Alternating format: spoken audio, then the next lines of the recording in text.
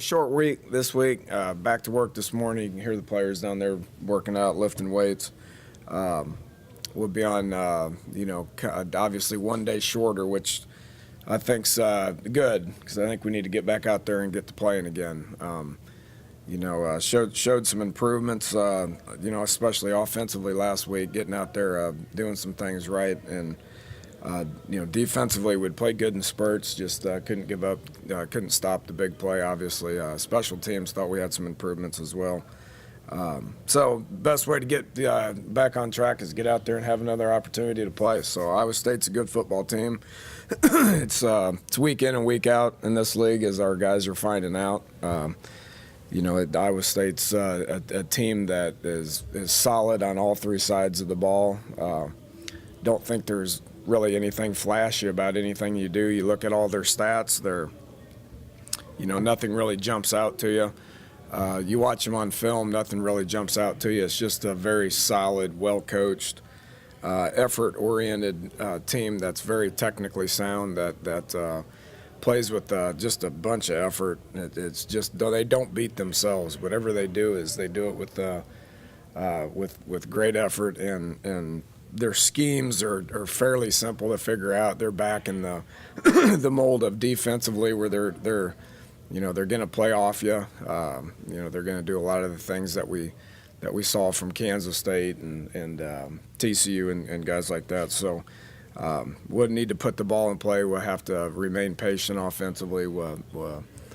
Biggest thing is putting the thing in play and making some people miss in the open field. And offensively, they spread you out a lot. They play 3 different quarterbacks, 3 different running backs, a whole bunch of different receivers, 2 or 3 running plays, 2 or 3 passing plays, and they just try not to make any mistakes. Sound in the kicking game as well. So we got a short week. Got to get back to work. We'll travel Thursday on Thanksgiving and get there and play the game. So it's a tough place to play. I've been there twice. It's real hard to play at night. Luckily, we're not playing at night, but it'll be rowdy. It means a lot to them. Means a lot to their kids. Will be a challenge if we think we can relax at all. It's one thing that we've been preaching to them for the last 24 hours since the game got over. Oklahoma was a huge challenge, and we gave a tremendous amount of effort and had a chance to win. Didn't. If we don't give that kind of effort this Friday, then we won't win the game because Iowa State's going to be a huge challenge. They're already bowl eligible and play with great pride. So should be a fun week, though. Looking forward to it. Take some questions. Are some losses harder to get over than others? I don't know. Yeah, all losses are pretty tough. I don't know. I don't know what else we could have done. I felt like we gave it everything we got. The sideline energy was great. Our kids played hard. The effort was there. The energy was there. The excitement was there. The sidelines were energetic. Our guys put a whole lot into it, and we didn't get it done. They made one more play than we did. So. Yeah, it's a tough one, but all losses are fairly tough. That's why I'm excited about this short week. There's no time to sit and ponder. Last night was a lot busier than normal Sunday nights. Normally we got some time to regroup and then spend all day Monday prepping, until late in the hours. Tonight would be prepping and then practicing tomorrow. Last night, we got the game over with as quick as we could, and then we stayed up here real late last night prepping because we're going to be out on the practice field here in a few hours. So there's no time to sit there and ponder what ifs. It's a matter of getting out there and getting back to work. And we're forced to do that this week. Dana, when a losing streak reaches a certain length, there's a danger kids can go away, but how hard has it been, or easy, I guess, to keep them online when really you've played better the last 3 games than the first 2 games? But after a while, does that, it's getting better. Can that fade a little bit if there is no payoff? I don't see that at this point. Yeah, there's a worry to that, but we're still playing for a lot. We got 22 guys that got 12 days left in their college career unless we win one of the two, and they can extend it to a bowl game. Bowl games are rewards. You get to a level where a bowl game is much more than a reward. We're not at that stage right now. We're at the stage where we're playing for, for the betterment of the program. We win a couple games, we get to a good bowl game, we get a practice for another month, and it helps out for the program. And so I don't think we're at that point. I mean, I think our kids sense the fact that they had a chance to win and didn't. Disappointing. Why did it happen? I don't know. When's it going to end? I don't know. The only thing we can do about it is get out there, work hard, and put ourselves in position to win the next one. So it is. I mean, it's 5, but 3 of them have been 2 of them in one plays. One of them has been just silly mistakes. It's kind of a, I want to say, deceiving 5-game losing streak, but not far from being 2-3 or 1-4. Well, there's a difference in playing well and losing and just flat out being embarrassed. We'd have a lot to worry about right now if we weren't playing with effort, if our kids weren't excited to play, and I would be able to sense that, then there would be a serious problem. I don't view that with this team right now. I view a team that is in some uncharted territory and not liking it, but learning to deal with it a little bit. So, everything we asked them to do last week, we got. So if we're asking them to do something and they don't do it, then we got a serious problem. Now, Tavon said that he had just like 2 plays last week, or a very limited number of plays that he was running. Does that leave you a lot of room to expand what he does in these next 2 games out of that position? Yeah, we could probably do some more things with him, but I mean, if Tavon was a every down running back, could carry the ball 40 times a game, he had been doing it for the last four games. I mean, he's a guy that you look for matchups and you put him in position to exploit those matchups. That's not necessarily always going to be the case of him in the backfield. I mean, there was it was a good game to do that with him. How much we do it's going to be week to week, what we see on film, and it's since day one it's always been how do we get him the ball. And doing whatever we got to do to get him the ball. I mean, and I think our staff's done a good job of that. Even last week, I mean, it's just flat out ridiculous the amount of yards that he had in the limited carries that he had. I mean, it's a performance that may not ever be duplicated in college football in quite some time. With that said, if we would have handed him the ball twice as many times, he may have had the same amount of yards. So, that's us as coaches trying to figure out the best way to get him the ball. And sometimes that's him as a wide receiver, sometimes it's at an inside receiver, sometimes it's motion, sometimes it's backfield sets. Those just kind of were amplified here this past week. Yeah, Mickey. Coach, have you ever had a player that could score 4 ways with this guy's speed and his versatility? No, I never have. Not from a return standpoint. A receiving standpoint and the ability just to hand it to him and do a lot of different things. I've never coached a guy with that kind of versatility. I've said from day one, especially this year, he's the most explosive player with the ball in his hands that I've ever seen. So our job as coaches is to get him the ball as many ways as we can. So, sometimes we've done a good job with that. Sometimes we haven't done a good job with that. Last week, obviously, we did a pretty good job of that. You have to guard against giving it to him too much. I mean, like you said, you're not going to give it to him 40 times, but in the back of your mind, you have to kind of remind yourself that you need to temper that a little bit. Yeah, you have to. And I thought we did a good job of mixing it up last week. I mean, everybody's like, well, he had that much. Why wouldn't you give it to him twice as more? Well, his body's just not shaped like that. I mean, we're running into some problems with Bowie the same way because Bowie's got the same body type, and he's quick-twitched, physical guy that locks up and wears down. So you got to be careful about that. I mean, I don't think we'd be in Game 11 with either one of those 2 guys if we gave it to them 30-some times a game. You'd been lacking the big play in the running game until, obviously, Tavon. When you looked at the film, what was he doing better than Bowie or Alston or Garrison were doing? Well, it's just it's an unfair question, really. I mean, he's the most explosive player in college football with, and I say this quite candidly, with the ball in his hands. He's got a lot of things that he can do better without the ball in his hands that people don't see, and that's coaching, and that we've been trying to get him to do for a long time. But he makes a whole bunch of people miss, and he runs real fast with the ball in his hands. Those other guys don't have the ability to make people miss like that, and they don't have the ability to run real fast. Is that because of lack of effort? Absolutely not. I mean, those guys are trying real hard. Just some people can and some people can't. I mean, Tavon's a guy that can, and those other guys are guys that can't. Why? Well, Bowie's kind of wore down a little bit, and Dustin just had knee surgery 10 months ago. So we got to get more backs in here that we can rely on that can make some plays, because it was clearly part of our frustrations offensively are clearly with our inability to run the ball. If you put the ball in Geno's hand 50-some times a game and say win the game, there's not many people that can do it on a consistent basis. Dana, they started a new quarterback. What did you see out of him on film? Is he different style-wise than the other guys? No, they didn't do anything different. The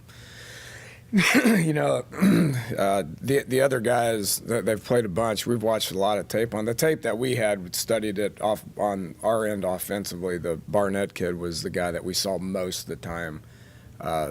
Jans is a guy the senior that's been around, that's played a lot of ball. I would expect him to start just because he's got so many starts under his belt, and he's senior day, going to be a senior. He started last week, and then they brought the young kid in, which we had fully anticipating them doing that as well. But they didn't change from a scheme standpoint.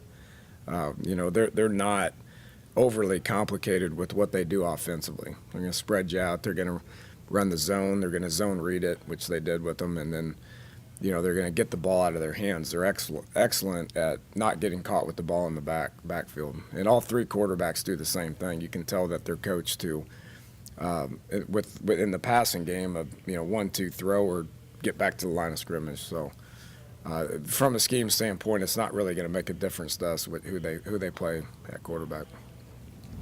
Dana, in your mind, what is the Heisman Trophy?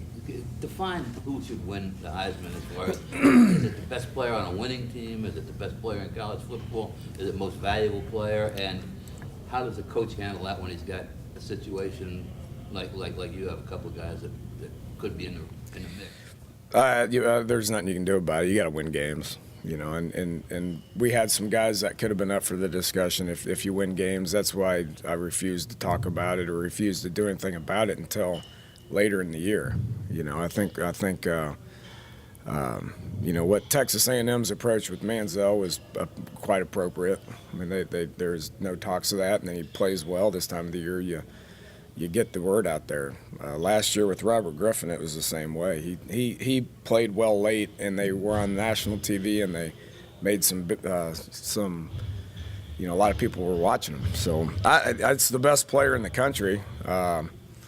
With that said, it's a lot has to do with timing, and a lot has to do with playing well at the right time, and you got to win games, and so that's just reality. Dana, they lost a really good linebacker on defense, and they're still doing pretty well, it looks like. Is there not much drop-off like it looks like? No, his backup, the George kid, 52, is playing pretty well.